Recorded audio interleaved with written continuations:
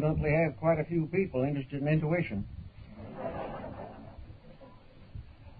I think perhaps it would be important, or at least useful, to try to understand a little better some of the mysterious workings that occur within ourselves. And perhaps one of the most important of these is generally referred to as intuition. What it is, how it originates, and how it functions, as have not yet been standardized or classified. And perhaps one of the most important and direct means of estimating this faculty is by reference to Buddhism. Because this group, this great Eastern philosophy, explored so many of the subjective aspects of human consciousness. According to Buddhism, man has what is called the six sensory or six sensatory machines. These consist of the five senses with which we are familiar, and a sixth factor which is called the mental coordinator.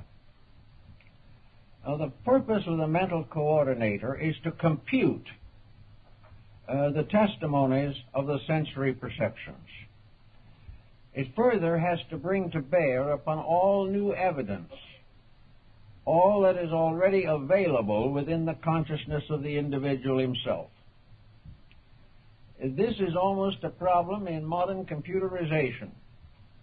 Every moment, testimonies of one kind or another are entering into our mental lives through the sensory faculties.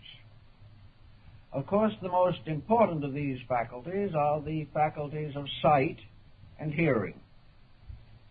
But even those less highly specialized also contribute a variety of supporting evidences of our conduct and our attitudes toward life. The coordinator has as its primary function to digest and assimilate all new evidence and incorporate it into the permanent structure of human insight. This means, in substance and essence, that constantly the individual is adding to his store of knowledge, but is not aware of the process. He pays little conscious attention to the things that occur around him, but subconsciously he is aware of all of them. And we know through hypnotic research and through regression that there is scarcely a detail in the life of the individual which is not permanently recorded.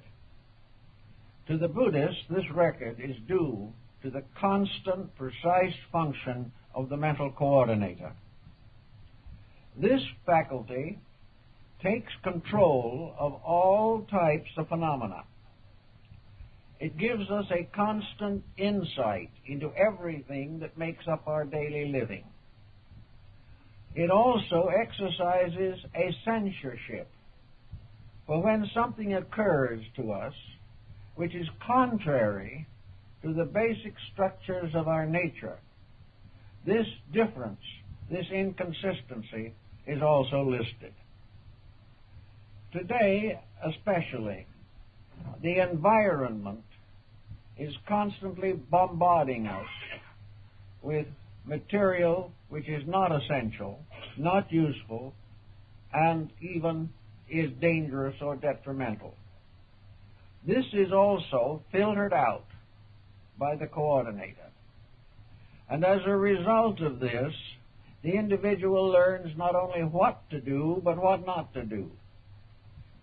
There is a relationship between this problem and that of conscience. But conscience is essentially a moral issue arising in the internal psychic integration. The actual record of experience is brought in through the coordinator. Now, the reason this is possible is because nature is a systematic structure. Nature does not feed into the sensory perceptions uncensored material. It brings to the sensory perceptions a great deal of rather well clarified information. It brings in also new ideas. It reminds us of things long past. It brings the wisdom of our childhood to bear upon the thoughtfulness of our mature years. From the cradle to the grave, the record is unbroken. And into this structure, there is brought such a mass of information that were it not for the incredible skill of the sensory computer, most of the value of living would be lost.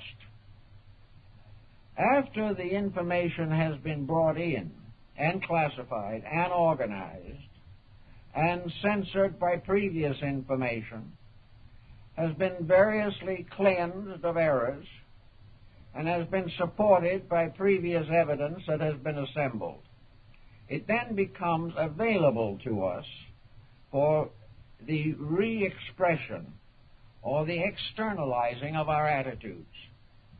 Attitudes are largely based upon the testimonies of this computerization process. Now, as we study this a little more carefully, we find some interesting points.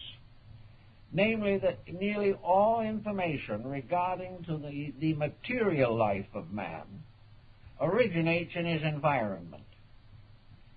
The individual is placed in a situation in which he is constantly taking in material, reorganizing it, and releasing it again into his environment. Therefore, in silence, he gains the wisdom of the coordinator. And every time he opens his mouth, he expresses some part of this coordinated knowledge. Actually, we are not conscious of a large part of the basic factors of attitudes. We do not know really why we think the way we do. We do not know why we have certain reactions to occasions and occurrences. We do not know why we suddenly blurt out something that we did not intend to mention. Nor do we know why in another moment we hold secret that which might be beneficial to general knowledge. We have a dispositional factor.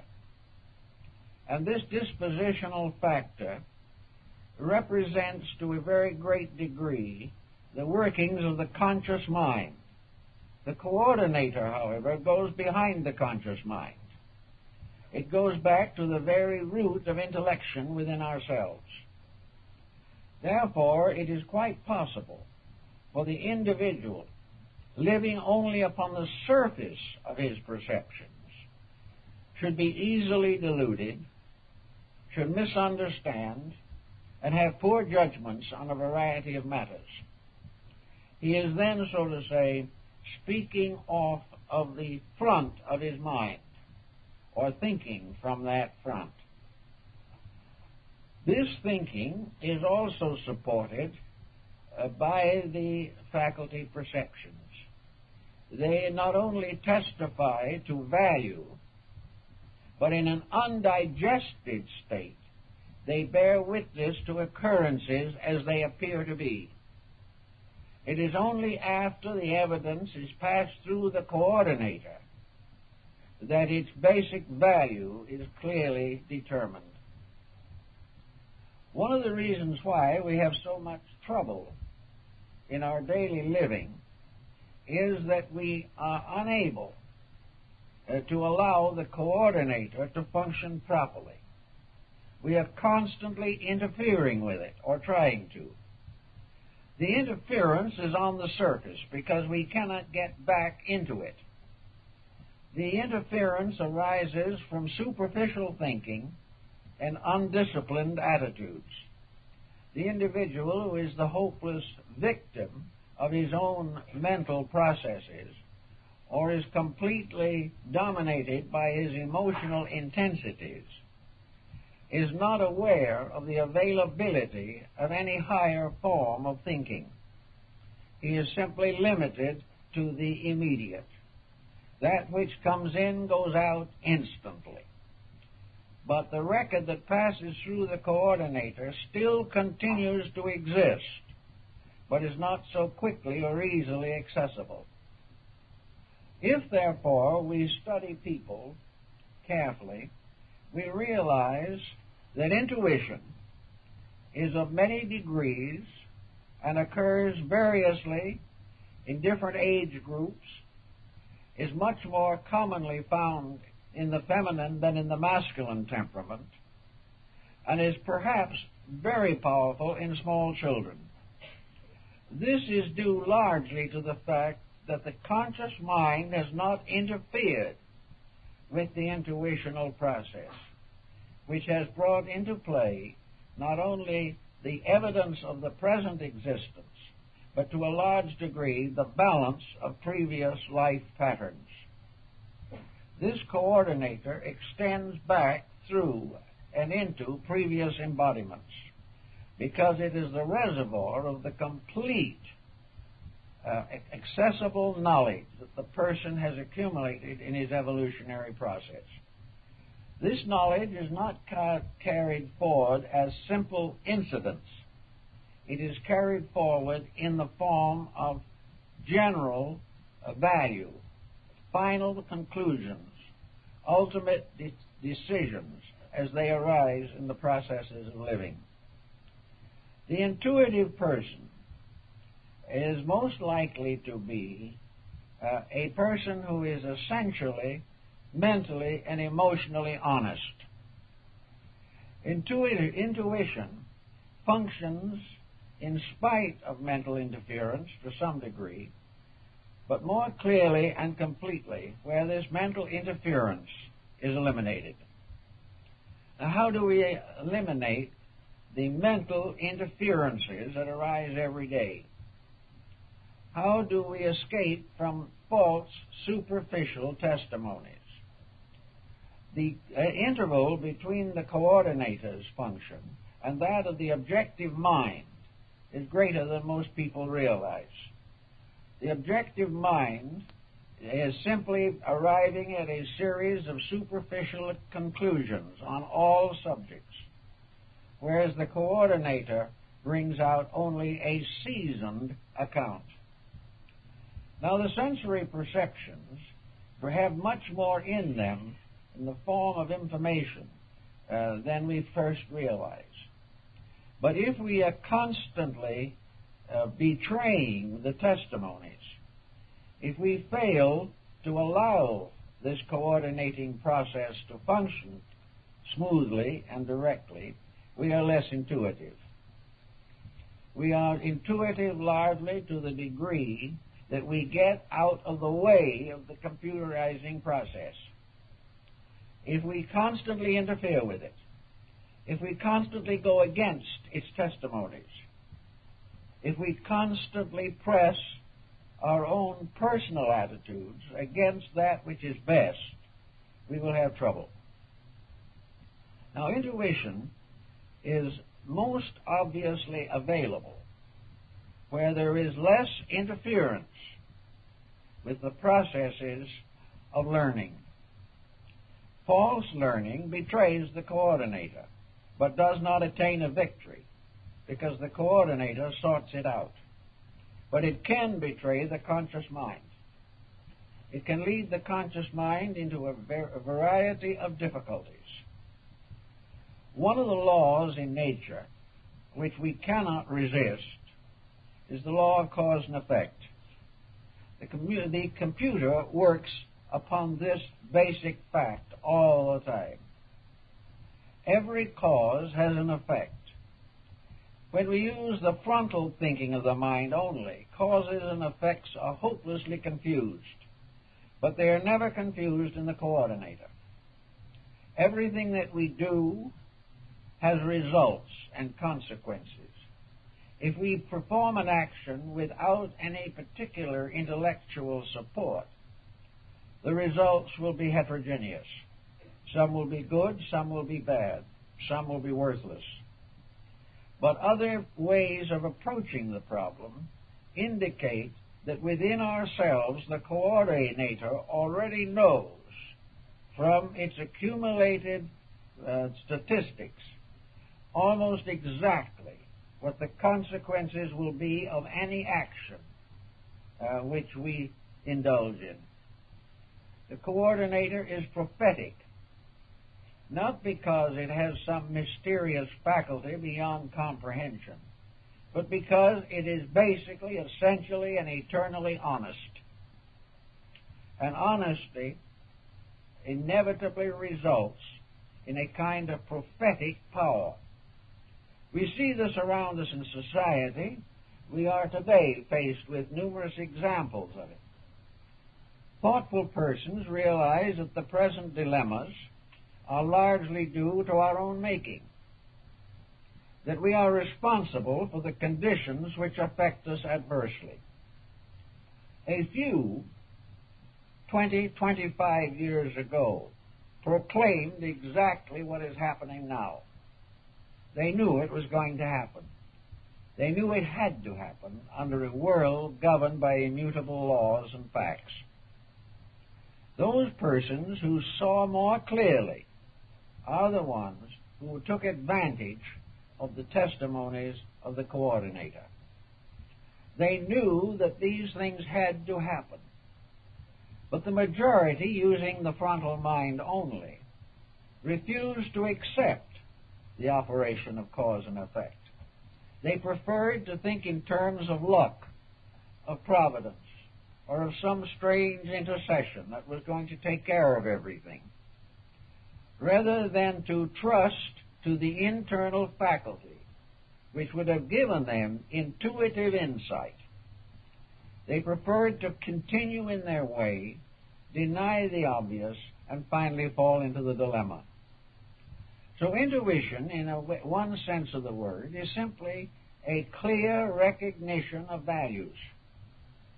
It is possible in almost every instance to determine the outcome of any course of action by considering the motives which impelled it, the methods by which this action was carried out, and most of all, its final relationship to universal law. Is it acceptable to the law? If it is not, it is doomed to fail. Actually, however, these large concerns are not always so obvious to us, for there are all kinds of experiences and circumstances which can affect the intuitional process. We know, for example, that there are laws governing the structure of the human body. Lavater, the great physiologist and physiognomist, pointed out that everyone's fortune is written on him. But we do not know this, and we do not notice it with the superficial faculties that we possess, but the coordinator does. The coordinator notices it because in the subconscious of ourselves, we have already passed through similar experiences. We have already been deceived in the same way many times ago. We have made false pretenses, not just once, but hundreds of times. And the outcome of every attitude that we take is obviously to be determined by reference to our own internal reference frame, which, however, we usually ignore. There's no doubt in the world, for example, that the coordinator, looking at the face of a person, can tell almost certainly whether that person is honest or dishonest, whether they are happy or miserable, whether they are trustworthy, whether they are sincere in their relationships, whether they can be depended upon in emergencies, and also all of their befitting and bewildering inconsistencies will be stamped upon the face. It also follows, as Lavater points out, that the body also is constantly testifying to the motives of the person. For long ago, in ages past, these motives shaped the body. And gradually, in each embodiment, the internal person gradually transforms the outer person into the semblance of itself symbolically. The way we walk, the way we use our hands, all these things tell what we are. Now, I think years ago I told you an interesting story, but it might be worth repeating in this context, that a bank teller was given a check to cash by an unknown person. The bank teller was suspicious. He did not know why he was suspicious, but he held back the check and asked an official of the bank to verify its authenticity. The check was a forgery. The teller was never able to say just how he knew it was a forgery. But he said when he looked at the man at the window, desiring to cash the check, he instantly knew that that man was dishonest. Now that would be called clairvoyance almost. Certainly an extrasensory decision, but was simply a plain state of the coordinator taking over. Inside of the individual, the background of his experiences, the people he had known, the lives he had lived, all of the incidents of life combined to make that decision possible. He was aware because in the coordinator a series of facts were assembled. He also was aware because of the distinguishing marks upon the face of the man. He did not know what those marks meant, but the coordinator did. It could read character because it was built upon the testimony of thousands of years of experiences by that entity in its evolution through the universe. All these different factors add to the development of an internal recognition, estimation, or analysis. We know that doctors who are really well versed in their professions are able to often diagnose a patient before he sits down for a diagnosis. The doctor knows what is wrong with the person when he enters the room. The doctor himself probably wouldn't be able to entirely explain the reason that he knows. But if we went into the coordinator, it would be the result of working with hundreds of persons, working with their problems, classifying their ailments, classifying the symptoms, and storing this all away in the inner consciousness. When need arose, therefore, it was available. That one doctor told me that he was very reluctant to ask people to have elaborate tests and laboratory work. He said, I know what is the matter with them. I've instantly known it. But I have to tell them to go and have these tests, because if I do not, I could be sued for malpractice. If anything went wrong, even if it was the patient's fault, the doctor would be held responsible because he had not had the laboratory work done. Another very interesting field is in the ministry and the priesthood. The average priest or minister, in many instances, can tell immediately the problem of the person who comes to him for assistance. It is some way written on that person. It is not a transference of thought. It is a recognition of symptoms and a proper process of association of ideas. All these symbols add together to a directive, to an indication of that which is correct and that which is incorrect. Another thing that forms an assisting factor is that where we are long associated with people, we have a tendency to let down the barriers of our own judgment. We have a friend who has been a friend for years. We know that friend has shortcomings. We know that they are not always just what they ought to be. But in the term of friendship, we overlook hundreds of little testimonies which should have told us something, so that when the friend in turn becomes an enemy, we are amazed, because we did not believe that this could happen. But it was happening all the time, only we didn't know it.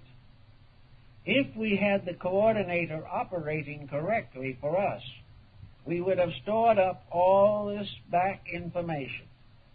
We would have discovered whether this person was lying long ago because of little fibs that didn't mean anything. We would know their attitude toward life by their relationships with their families, with their position in business, with their culture, their philosophy, their religious instincts and attitudes. All this would have told us something. But with a blanket of friendship thrown over all the evidence, when the break comes, we are amazed and perturbed. We have not allowed the coordinator to have its proper function. In order to have the best results from this intuitive structure within ourselves, it is necessary for the individual to relax away from false testimonies as they first arise to his perception. The individual must be without prejudice. He must not distort the impulses and instincts that arise within himself. If he is able to quiet the testimony of the frontal mind, he will then allow the intuitive faculty to move into domination of the circumstance. But while he is constantly interfering, he is not able to gain the assistance that he needs. All persons can be more intuitive than they are. But to be this, they must take their ground firmly upon the operation of universal law and be ever observant and mindful of the various conduct patterns of those around them and the conduct patterns which are arising within themselves. Otherwise, they block the intuitional process. One of the more common things that happens in connection with intuition is that it is likely to be most vibrant and vital while the body is at rest. This is why a large part of our what we might call archetypal dreaming, dreams that have meaning, come to us from the coordinator. They come when the conscious functions of the mind are temporarily set aside. They come to us usually not as words, not as the appearance of some person, for the coordinator is not a person. They come through symbols, through various forms and patterns, through hunches, through sudden realizations of things which we do not normally comprehend. We even can find this in the world of science, where a scientist has built into the coordinator a mass of evidence. The coordinator will sort it out when his own conscious mind cannot.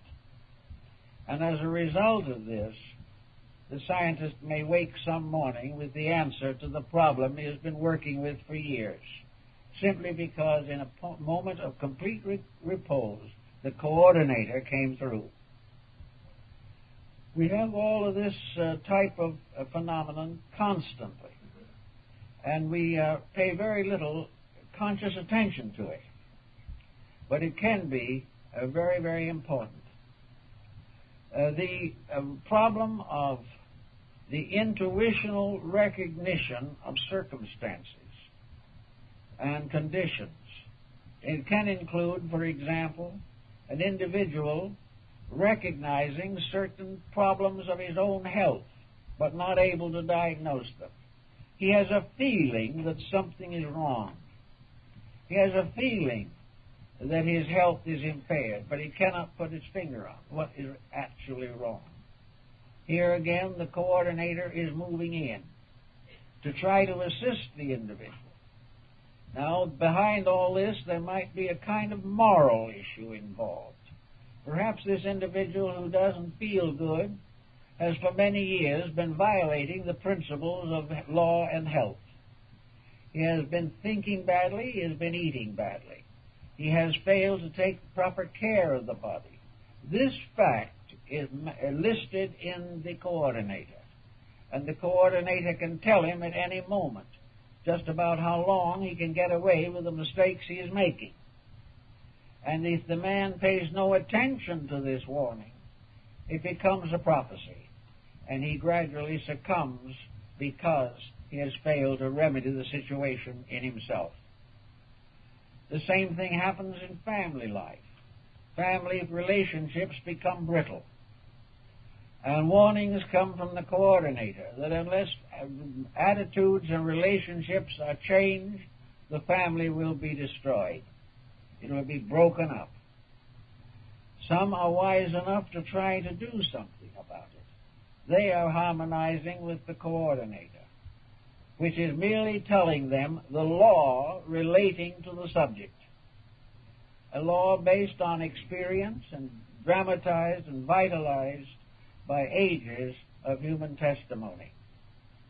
If this is not heard, however, if the individual continues in his way, then whatever was the disaster that might have been, it becomes the disaster that really occurred. Also, the problem of the coordinator plays quite a part in the latter part of life, where very often the coordinator first informs the individual that his physical existence is going to terminate in the near future. This may not be supported by any medical evidence, but the coordinator has available 1,000 times as much information as any clinical laboratory could find or could gather. The individual's inner life is aware of the happenings. Also, through the 5 sensory perceptions, we get what might be termed the historical context. We find out what has happened to others. We find out what has happened to empires, to kingdoms, to rulers, to various professions, to peoples, to class and social subjects. All this, there is a very deep and long historical background, which is called tradition. The coordinator receives from us every day some evidences of this tradition. It also is aware, because of its own integrating process, the tradition, like every other part of activity, is governed by laws. These laws operate, and where a new situation becomes identical with an earlier traditional situation, then similar, if not identical, consequences will follow. And therefore it is perfectly possible for the individual, quietly in his own thinking and in his own reflection, to realize almost prophetically the outcome of almost any situation in which he finds himself. He can also apply this to the fate of nations, to the fate of collective structures, to the rise and fall of industrial systems. All these things are basically set in patterns of infinite and immutable law. The coordinator helps the individual to adjust his own mind to these laws and gives him the final evidence, the final proof of the reality of the situation that is gradually developing. Now, there are times when people get hunches that do not work out. The individual, therefore, has to watch constantly to find out how much of his conclusions arise from the coordinator and how much comes from traditional habit patterns within himself. Most persons so live that their relationship to universal law is obscured. They live in a pattern in which they pay little or no attention to the great principles upon which life is built. These principles are invisible in most cases, but their consequences are painfully visible. We have to work with them every day. At the present moment, we are plunging through a mass of what the Oriental would call karma. It is a condition in which, for ages, we have been building contrary to the rules of the game of life. The coordinator knows this, but the individual does not pause to consider. The individual, building largely upon the satisfaction of personal selfishness and ambition, chooses to ignore those truths which might give him a better relationship with life. We find this quite frequently in such simple and imminent circumstances as alcoholism. The average alcoholic knows that he's an alcoholic, or finds out in due time. He knows that he is playing a losing game. He knows that it will destroy all that is best in his life. Yet he will not or cannot change. And fully aware of the inevitable tragedy, he moves relentlessly toward it until finally it catches up with him. If he survives, perhaps he is a little wiser. This type of decision to do what one pleases at the expense of doing what one should is one of the factors that blocks the intuitive faculty in the individual. We all have it, because we all have behind us not only ages of personal growth, but a vast universal complex of factors which subconsciously we accept, even though we may ignore them consciously. How then should we start in to try to develop the intuitive faculty better than it is, so that it can serve us more efficiently when need arises? One thing we have to do is to gain some form of mental honesty. This is really the beginning of the whole mystery. It is not the end, for there is more to it than honesty, but honesty is probably the most important single ingredient. Honesty means that we must stop fooling or deceiving ourselves, especially to doing this knowingly. We must gradually reduce this error factor. We must stop thinking or feeling or acting dishonestly.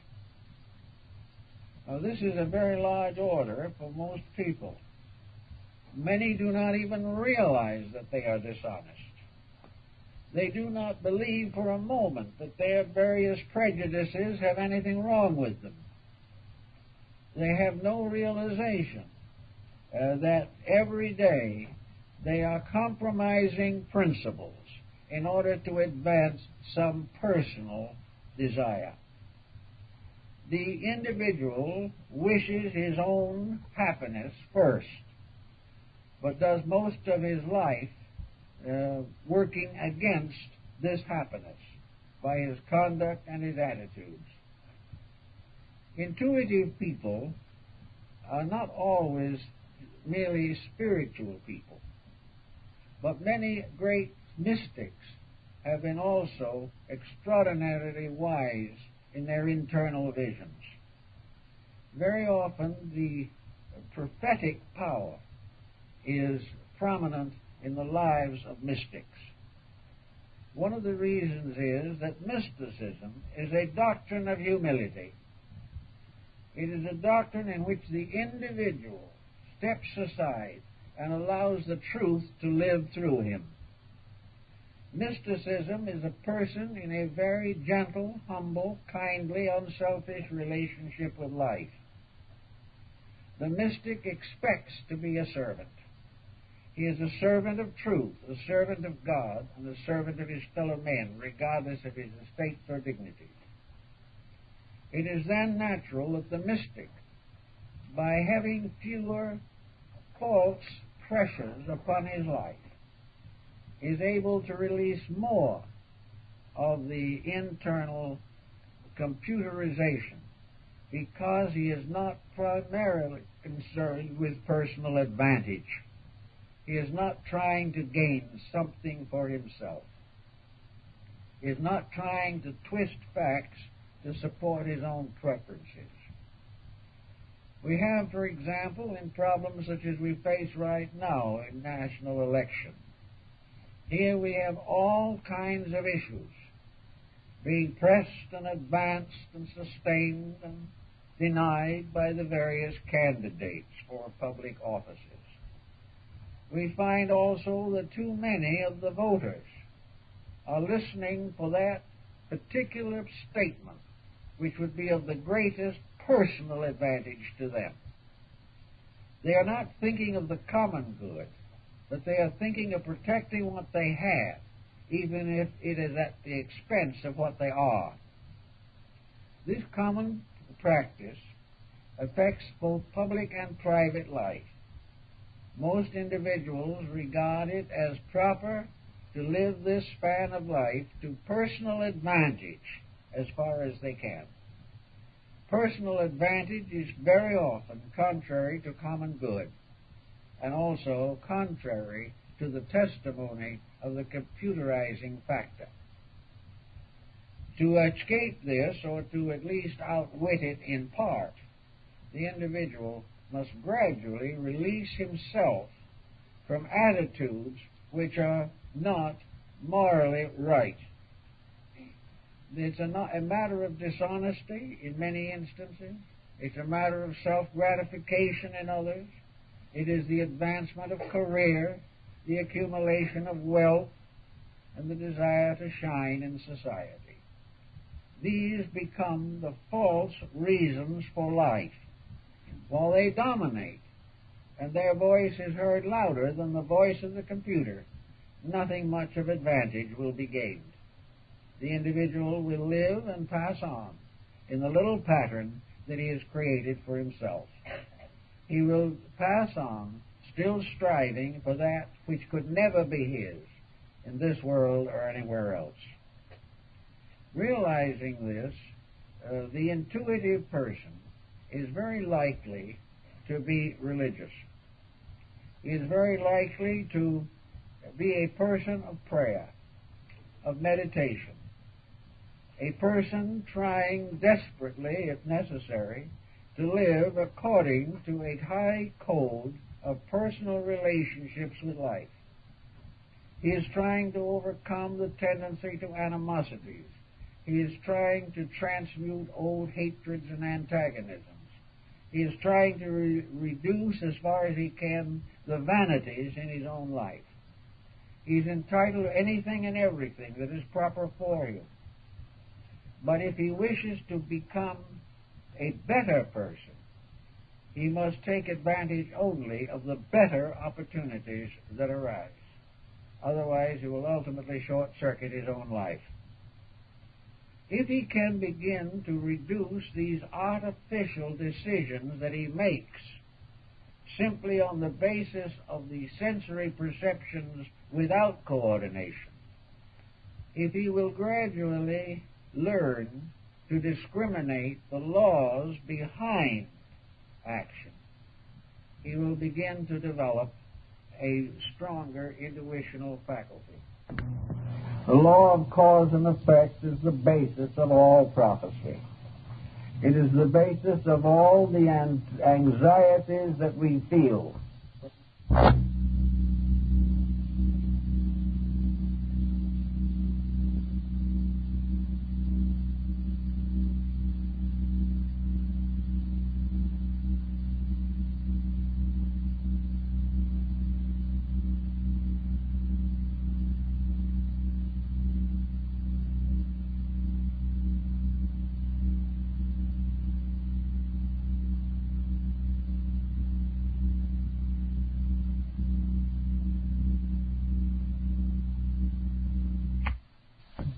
Anxieties that we feel when we know we have disobeyed the rules.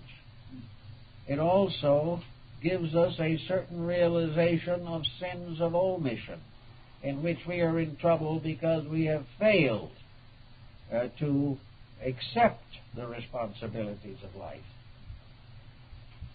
In working further with this, the Buddhist, of course, holds strongly to a meditative concept. Buddhism was originally a moral and ethical system, and it was gradually expanded to become what has been called in Asia the heart doctrine. It is the doctrine that the final solution to all things is compassion, that the individual must base his foundations upon a gentle release from the tendencies to cruelty of any kind. The Bodhisattva doctrine is the doctrine of infinite self-sacrifice for the common good. It is the doctrine of the individual forgetting his own advancements in the service of humanity. It is completely non-competitive. Competition becomes a basis of delusion, for competition itself is a delusion. Nothing will ever be solved by it, because it is constantly destroying the basic friendships, the basic kinships which should exist in human society. Intuition, therefore, comes mostly to those who by nature have chosen to follow a faith or a spiritual path of growth. These people, for example, do develop a strong sense of faith. Faith is dependency upon truth. It may be also called a dependency upon God, because in the highest analysis, God is truth. But it is the individual aligning himself with the divine purpose, striving sincerely to keep those spiritual realities which are set forth in the Sermon on the Mount and in the many wonderful teachings of the Christian religion. Here we have something that is contrary to human attitudes, but unfortunately for man is in perfect accord with the laws of existence. And we are told in the words of the Masters that blessed are the meek, for they shall inherit the earth. God's meek are those who quietly and gently accept the universal plan. They are the ones who strive definitely every day to keep the rules, fully aware that in those instances the rules will keep them. Quieting down, taking the humble spot, waiting quietly for the good that is deserved. These people quickly ripen their intuitions. They become very wise in the inner life of things. In olden days, there was in every family an honored elder. Very often it was grandmother, sometimes grandfather, or an aged maiden aunt. But there was always someone in the family who was the counselor.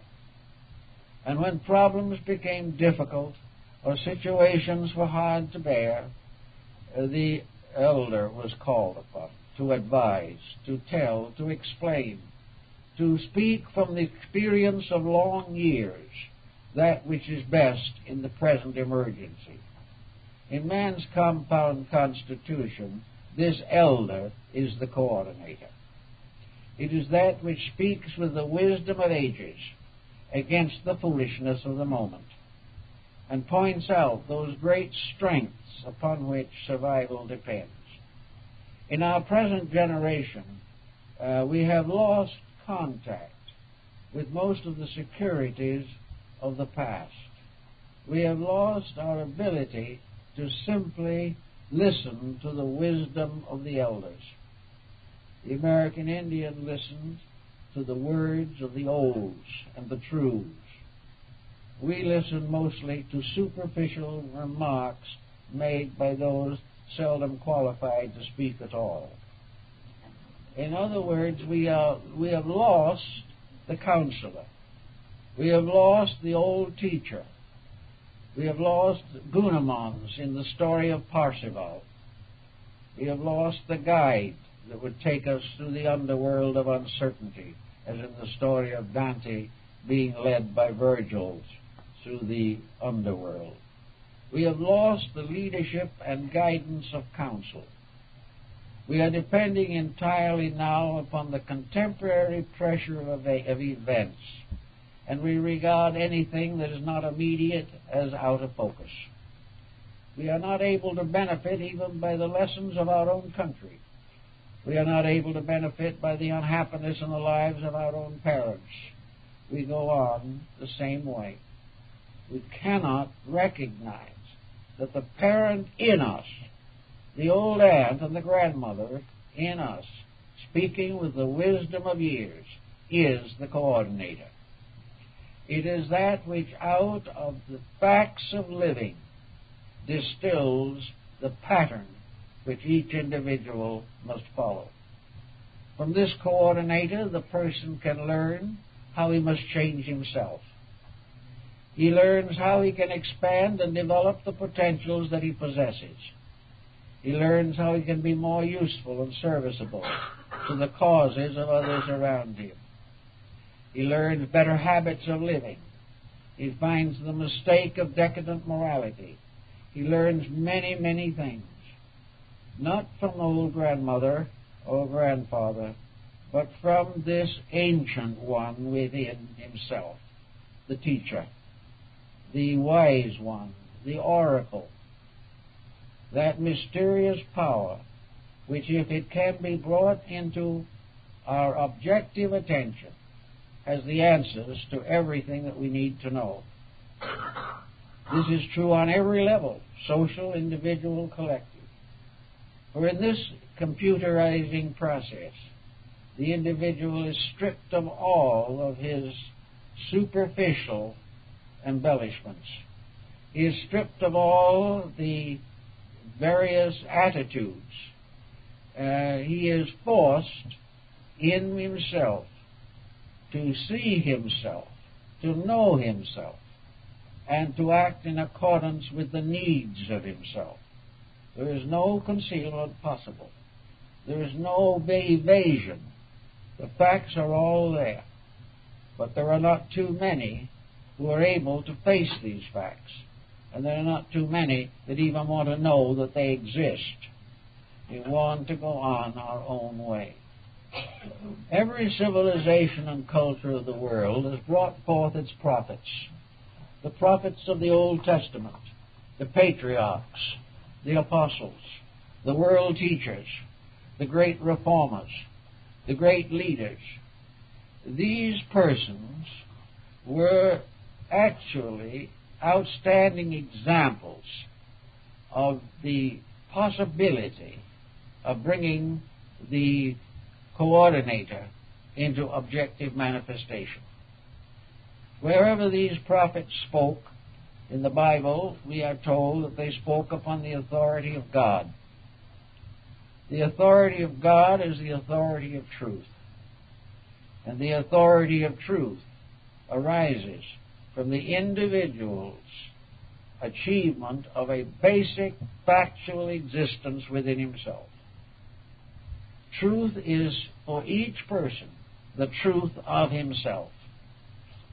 The truth for every civilization is merely the statement of the laws governing that civilization and the inevitable consequences of action, constructive and destructive.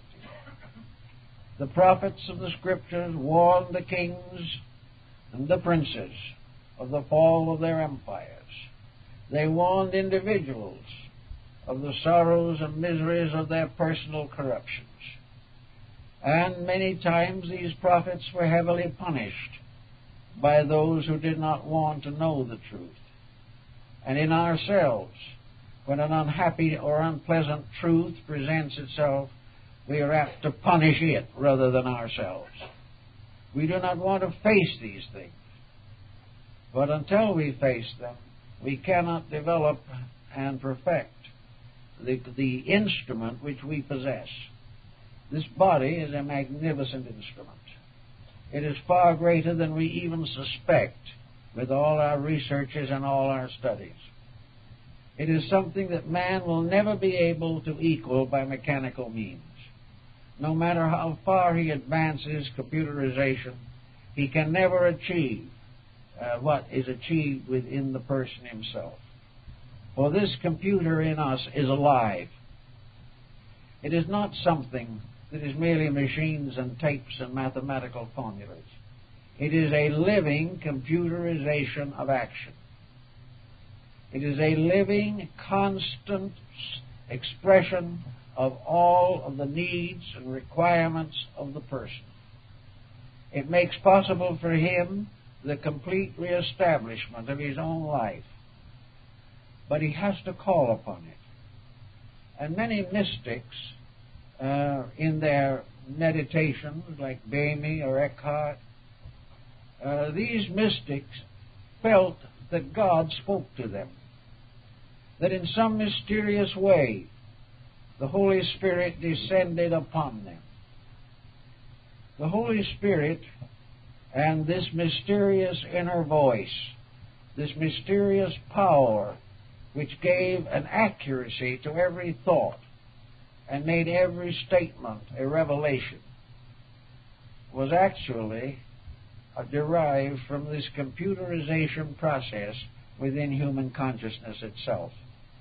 This does not mean that God is not in the business. It means that actually this whole computerization process is a divine process.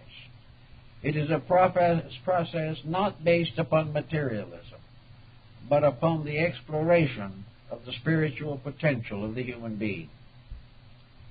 Another factor that may help the average person to be more intuitive is the Pythagorean discipline of retrospection.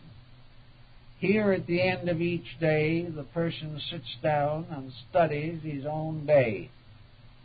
He analyzes and examines every single thing that had any meaning whatever in his procedures. He is especially mindful of his own reactions to the various challenges of the day. Was he annoyed by the phone call? Was he disturbed by the visitor who dropped in?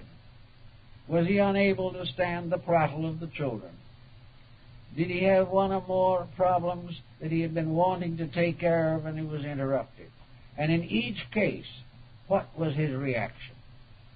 Did he accept these things, or did he resent them? Did he resent them because they interfered with the common good, or because they interfered with what he wanted to do? Were these objects of resentment worthy of resentment? Were they things he should have accepted and understood? Did they ruffle him to the expenditure of vital energy, so that he wasted life as well as time? Was he able to quietly and peacefully move through confusions, through dissonances? Was he able to keep the truths of life very bright under the small irritations which are apt to disturb us? If he finds himself to be brittle, sharp, if he finds himself to be inclined to nag or to escape, and if caught in a mistake, to try and deny it, or still further caught to try to prove that the mistake was right, all these things represent attitudes of the mind, and these attitudes are detrimental to the achievement of an intuitive understanding of life. Unless the channels are kept open to that which is better than we are, we will remain as we are, and that is not good enough. So we can watch these little details every day. and begin quietly correcting the weaknesses in ourselves. Did we have a splurge of extravagance that we shouldn't have splurged? Did we buy things that were useless? Did we allow vanity to involve us in debt? All of these things are recorded in the coordinator. There is not one single detail of attitude that is not the effect of a cause and the cause of an effect. And that which we do in a moment of indecision or indiscretion, we must face in the future. Reduce, therefore, as far as possible, all attitudes which are inconsistent with peace of mind, inconsistent with integrity. If it is necessary to defend a principle, we will defend it to the end. But if we try merely to defend an opinion, we may all be in trouble. So we gradually move the foundation of life from the passing effects of the moment to the solid foundations of principles. Principles must operate. They must guide us and direct us. As we gradually relax away from wasting energy and time in purposes and circumstances that are meaningless, we can quiet down some of this restless spirit that perturbs us all. We can be quiet. We can weigh all things. We can be like an honest judge upon the bench, whose decision is to be based upon truth only and upon true evidence, and never upon gossip, hearsay, or unsupported claims. If we can sit in quiet judgment of our own lives, not that we wish to mete out a terrible punishment upon ourselves, but rather we want to know ourselves as we really are, and upon that basis to improve ourselves in every way possible. As we become more thoughtful, we know that true thoughtfulness gradually ties in with the mental coordinator.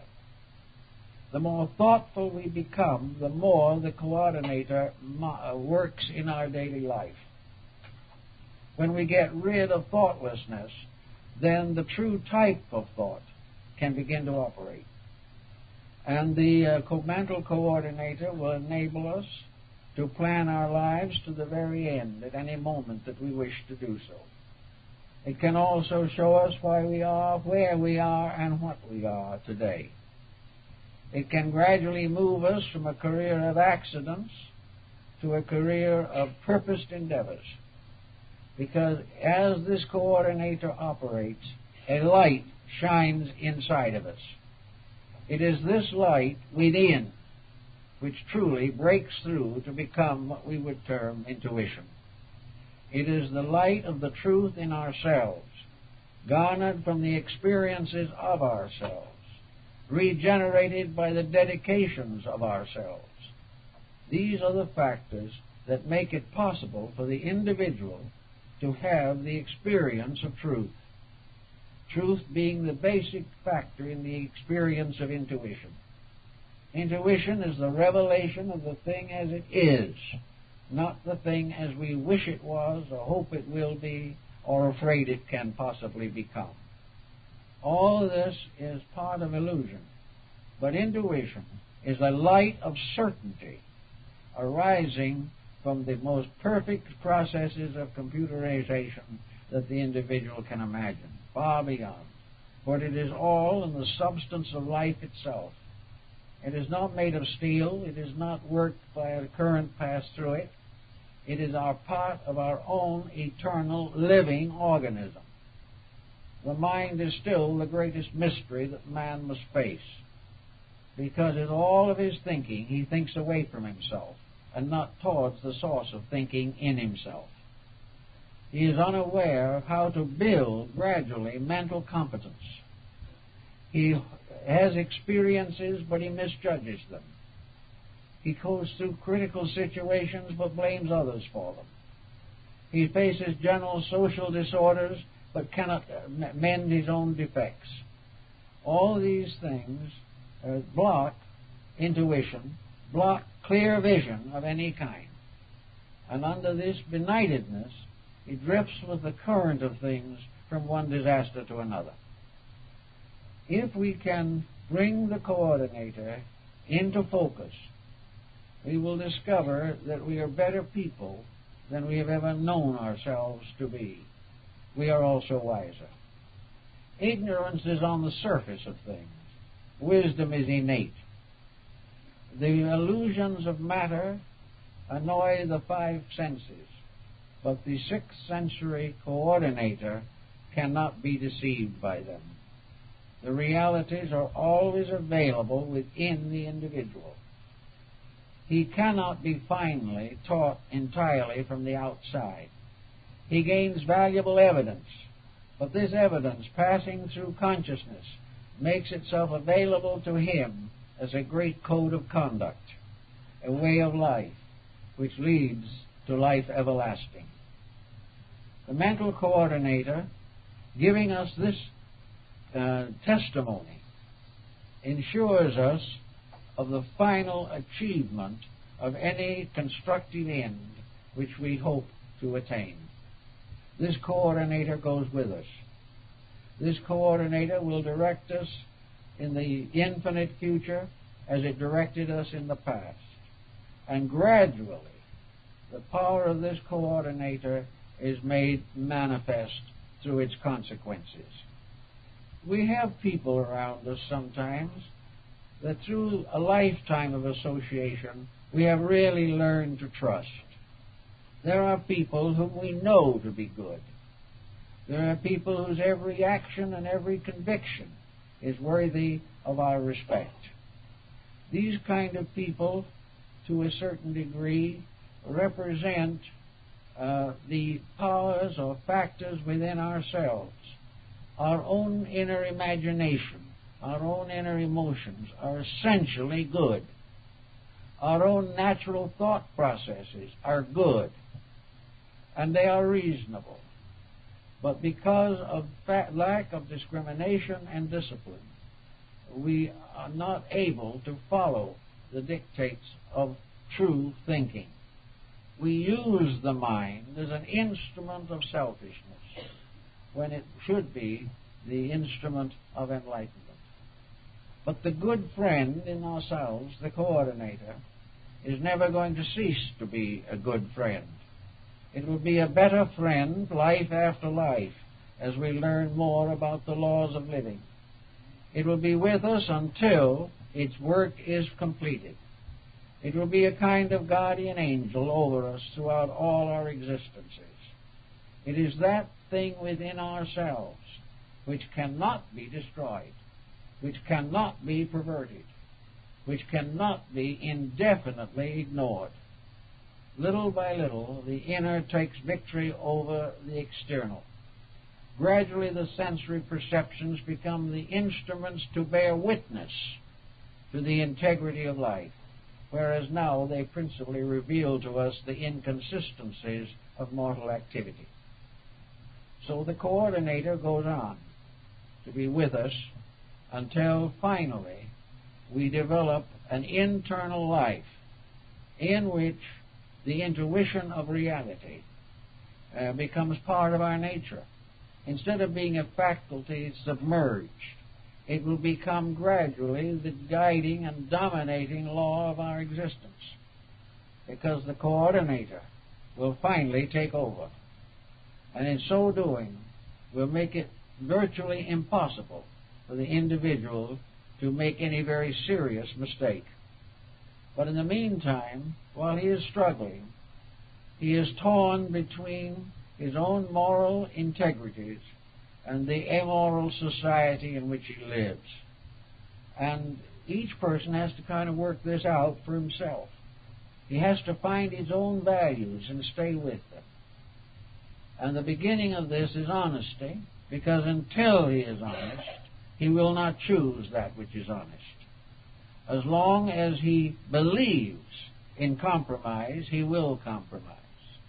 But the coordinator is constantly bringing him evidence that compromise is fatal, that he cannot win, by anything except integrity.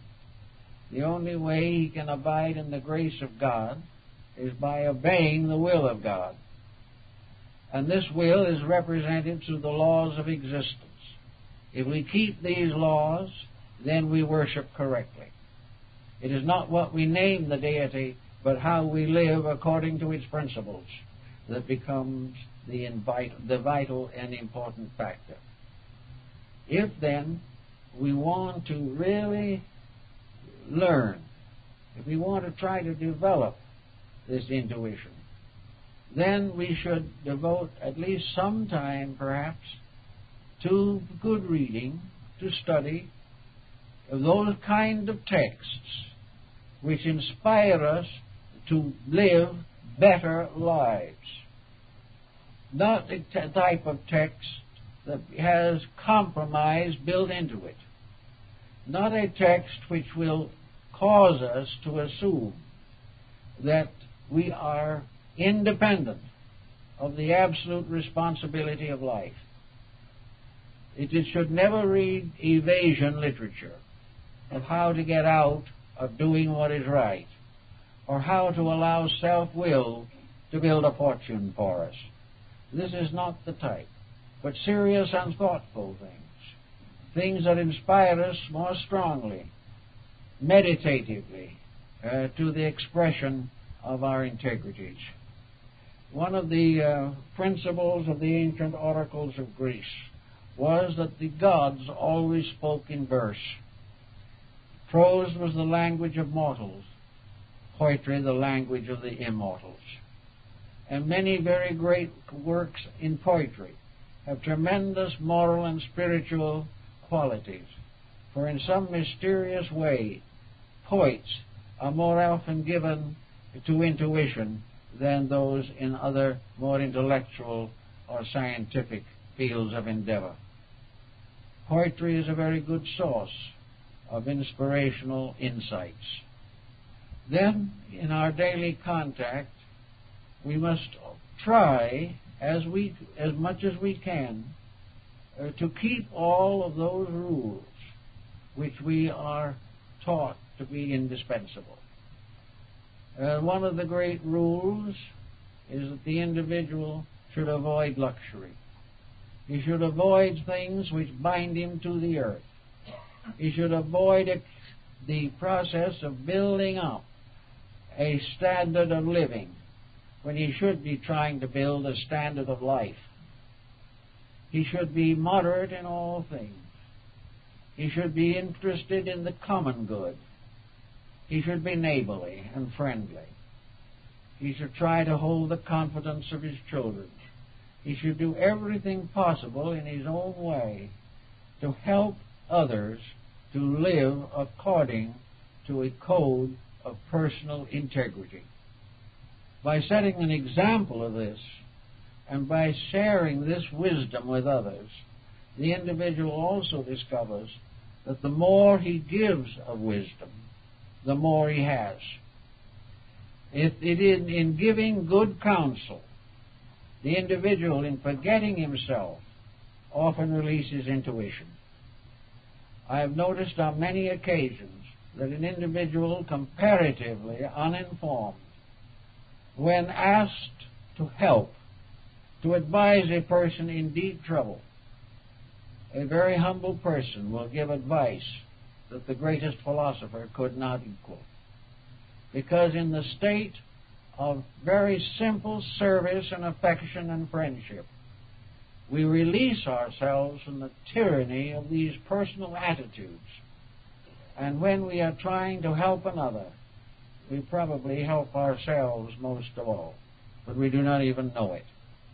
And we could not probably live what we have advised the other person to do. And this is one reason why we have to watch the coordinator.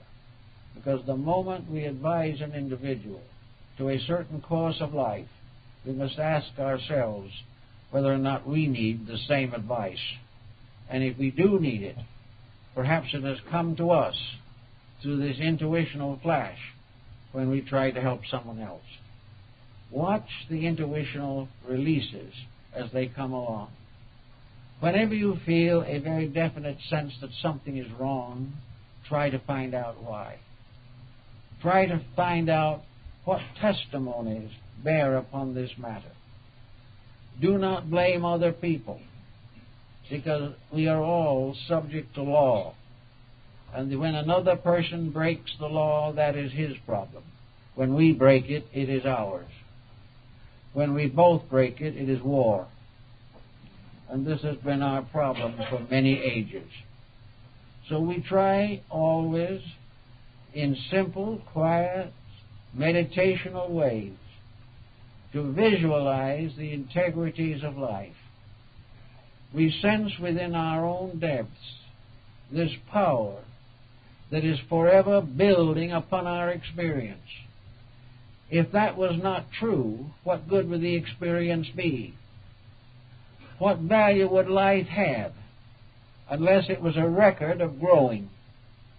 In some mysterious way, everything that happens has to happen to bring about the most necessary improvements of living creatures. If it was not for this, what value could we place upon anything? Why be born? Why grow and suffer? Why age and die? If it has no meaning except in terms of this little shadow in which we live. That out in space and everywhere else, there is nothing but some vast blind force moving. And this blind force pushes us and pulls us from one inconsistency into another. Such a life is inconceivable. Such a plan could not be implied as arising in a divine being. If the Lord of it all is all-wise, all-knowing, and all-good, then the plan must be for the greater good. There is a reason for everything that happens. And that reason is to help us to grow. And the moment something happens, we must try to understand by quiet thoughtfulness how this is going to help us to grow, how it is going to bring us nearer to the full purpose for which we were created. If we can quietly contemplate this in peace and without any evasions or excuses, and try to understand prayerfully and in mystical contemplation the reason for that one little incident that happened today, we may find in that instant the flash of intuition. We will suddenly know why it happened. Then the sky will close again. Plotinus, the great mystic, said that only on 2 occasions did he receive the direct impression of his God. This direct impression was a revelation of character. It was instruction as to what to do and how to do it. And it was, in this sense of the word, a clear expression of the intuitional power. So when we need intuition, we will have it. If we have it a little already, it will grow. But to make it grow, we must listen to it. We must obey its counsel. We must verify that it is really intuition and not simply self-interest masquerading under a spiritual appearance. We must test the spirits. We must try to find out and observe whether the things we intuit actually come to pass. If they do, and very often they will, then we must become more and more dependent upon that mood, that quality of life, which opens the link between ourselves and the record of our greater selves. In other words, we must go back into the stacks and find the records. We must go back into the mental coordinator, and we'll finally discover through this what is next for us and how it is best that we can gain the desired end. Actually, intuition is only the availability of all that we have been through, all that we have experienced, all that we have thought, and every deed we have performed. All this together makes a pattern. And this pattern gives us the most valuable of all advice, what we must do next. How all that has gone before is being culminated now, and that every facility, faculty, and power that we possess is being focused upon the next problem that each of us must face. And if we begin to understand that, and we're very careful in our daily conduct to cater to that type of intuition which invites us to be bigger than we are in spirit and in quality and in conduct. If the intuition impels us to grow, it is good.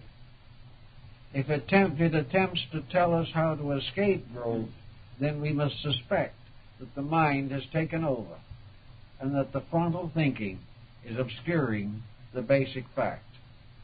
That the frontal thinking deals with things of today. The computer in ourselves deals in terms of forever. In that computer, the incidents of the day are simply part of the great collective experience which we call life. And in this computerizing process, all that we have been is available to help us to become better today, and that all we achieve today will be available to us in the future as we go along the path of life. Adversity very often strengthens intuition. Suffering and sorrow remind us that we have to find a reason for them. And after a while, we can no longer blame them upon society. We can no longer blame them upon friends and enemies. We have to come face to face with the fact that our life is the result of the degree of inner insight that we are able to focus upon the issues of the present day. More and more as we grow in that dimension of feeling, as we become more conscious of this process, our intuition will enlarge accordingly. And we will find that intuition, the growth of it, is merely the revelation of it. It is merely that which is coming through, making available to us what we must know next in order to grow according to the archetypal pattern by which we were created. Intuition is a very wonderful thing, but it is a reward. It is a fruit. It is the harvest of the individual's dedications, his achievements, his longings, his yearnings, and his desire to understand his true place in the divine plan of things. And when he achieves to this, he will find that this intuitive faculty, like the old teacher, will be more and more available and will assist him constantly in the fulfillment of himself. Because actually this old teacher is also himself. It is the submerged part that he no longer remembers. But sometime everything that has been secret shall be made known, and everything that is hidden shall come to light. And when we realize that and gain the understanding of it, then we realize that the intuitive power will ultimately reveal to us all that is our real selves. Well, folks, I think that's all for this morning.